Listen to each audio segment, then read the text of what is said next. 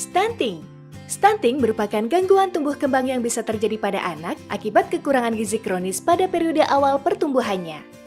Stunting memiliki gejala seperti postur anak lebih pendek dari usianya, proporsi tubuh cenderung normal tetapi anak tampak lebih muda atau kecil untuk usianya, berat badan rendah untuk anak seusianya, serta pertumbuhan tulang tertunda. Diperkirakan 20% kasus stunting dimulai sejak dalam kandungan. Nah, penyebab stunting bisa terjadi karena adanya praktek pengasuhan yang tidak baik, terbatasnya layanan kesehatan termasuk layanan ANC atau antenatal care, postnatal, dan pembelajaran dini yang berkualitas, kurangnya akses ke makanan bergizi, serta kurangnya akses ke air bersih dan sanitasi. Selain itu, stunting juga memiliki dampak pada jangka pendek dan jangka panjang, seperti meningkatkan risiko kematian, lebih rentan terkena penyakit infeksi, berisiko mengalami penurunan kemampuan intelektual dan produktivitas, serta terkena penyakit degeneratif atau penyakit jantung, diabetes, stroke, dan osteoporosis di masa mendatang. Tanpa nutrisi yang baik, seorang anak dapat mengalami kerusakan yang serius dan sering terjadi gangguan permanen pada perkembangan otak dan tubuh. Efek stunting akan berdampak seumur hidup dan dapat berlanjut dari satu generasi ke generasi berikutnya. Anak perempuan dengan kondisi stunting akan tumbuh menjadi ibu dengan nutrisi yang buruk, kemudian melahirkan bayi dengan gizi buruk. Menurut data Riskesdas 2018 Kementerian Kesehatan Republik Indonesia, kategori proporsi status gizi sangat pendek pada tahun 2007 adalah 18,8%, lalu turun menjadi 18% pada tahun 2013 dan 11,5% pada tahun 2018. Stunting hampir tidak selalu dapat disembuhkan, namun stunting dapat dicegah dari dini dengan pola hidup sehat, gizi seimbang ditambah suplemen tambah darah atau tablet FE sejak remaja, menjaga kesehatan fisik, emosi, dan gizi seimbang saat hamil, tidak lupa untuk rajin periksa kehamilan dan beri stimulasi pada janin, berikan ASI eksklusif, pengasuhan asah-asih asuh, gizi seimbang, dan pantau tumbuh kembang anak. Dengan memberikan nutrisi dan pengasuhan yang tepat pada 1000 hari pertama kehidupan, anak Indonesia akan menjadi generasi emas yang bebas stunting. Assalamualaikum warahmatullahi wabarakatuh. Kami dari kelompok 9 kelas 04 Pendidikan Kewarganegaraan akan mewawancarai tentang pelaksanaan posyandu dalam penanganan stunting di lingkungan Patimura RW 28. Sebelumnya kami akan memperkenalkan diri. Saya sendiri Rafina Ramadhani Setiawan dengan NIM akhir 1106. Saya Sofiatul Hurul Aini dengan NIM akhir 1103. Saya Rafa Zafir Arifin dengan NIM akhir 1121.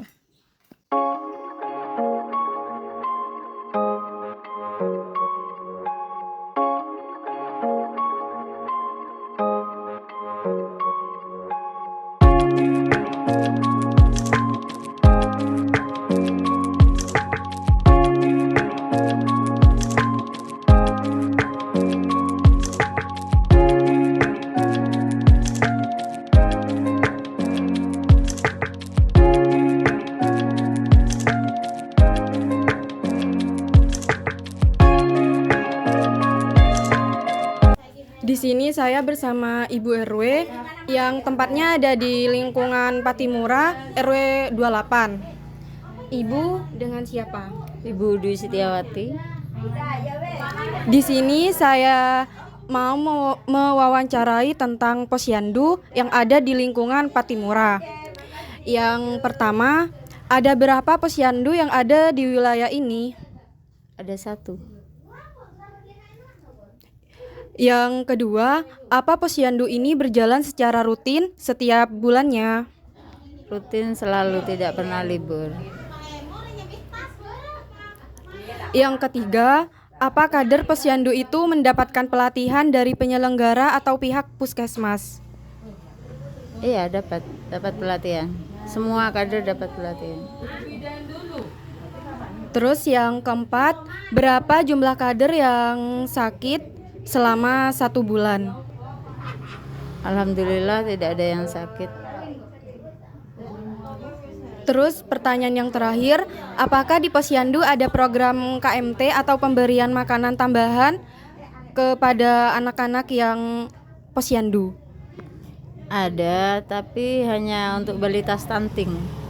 Kalau yang setiap bulan rutin ada sendiri dari pihak kita sendiri, dari RW.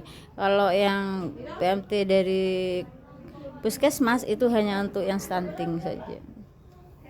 Baik Ibu, terima kasih. Di sini saya sudah bersama Ibu Kader Posyandu dari lingkungan Patimura RW 28. Sebelumnya dengan Ibu siapa? Ibu Yayat. Ibu Yayat. Di sini saya mau izin mewawancarai ya. Yang pertama, apa yang menjadi tantangan terbesar yang Ibu hadapin dalam menjalankan peran sebagai kader Posyandu? Menjalankan tugas ini ya kadang-kadang itu yang menjadi yang menjadi kendali susah kalau balitanya banyak yang nggak hadir gitu ya. Kadang-kadang kalau sudah dipanggil sampai ibu kader ini sampai kunjungan rumah gitu, itu baru itu tantangannya yang biasanya itu. Tapi ya senang lah kumpul anak-anak kecil. Terus selanjutnya, bagaimana pengalaman Ibu dalam menjalankan tugas sebagai kader Posyandu? Pengalamannya ya banyak sekali. Ya senang gitu pengalamannya. Nanti kalau biasanya kan kalau ada biasanya itu seperti bersama-sama semua kader Posyandu yang kumpul. Kadang terus pernah dengan ibu waktu zamannya Ibu Pak Ida itu ya, itu seneng gitu kumpul dengan ibu-ibu kader semua, mulai dari 36 Posyandu mungkin ya, dari Jember Kidul ini. Itu senang sekali saya ya. Jadi pengalamannya. Terus yang selanjutnya, apa yang Ibu lakukan untuk memperkuat peran kader Posyandu dalam memberikan pelayanan kesehatan pada masyarakat? Istilahnya memperkuat gimana ya Mbak? Artinya Memperkuat peran kader dalam Posyandu ini. Kader ya, kita itu ya ya harus istilahnya kalau bahasa Jawa teh guyub gitu. Guyub itu apa tuh namanya? Harus kompak ya. Harus kompak dengan ibu-ibu kader. Jadi jangan sampai, biarpun kita itu balitanya kurang ya tetap harus semangat gitu. Iya ya itu. Terus apa peran kader Posyandu dalam pelaksanaan program kesehatan di tingkat masyarakat? Peran kader dalam Posyandu itu seperti apa? Ya peran kader itu ya gitu ya, harus kalau sepertinya kayak PSN itu kan ibu kader itu kan harus tanggap, seperti kan banyak yang sekarang musim hujan harus kebersihan harus ditingkatkan, kamar mandi harus dikuras itu seperti itu sudah peran kader itu.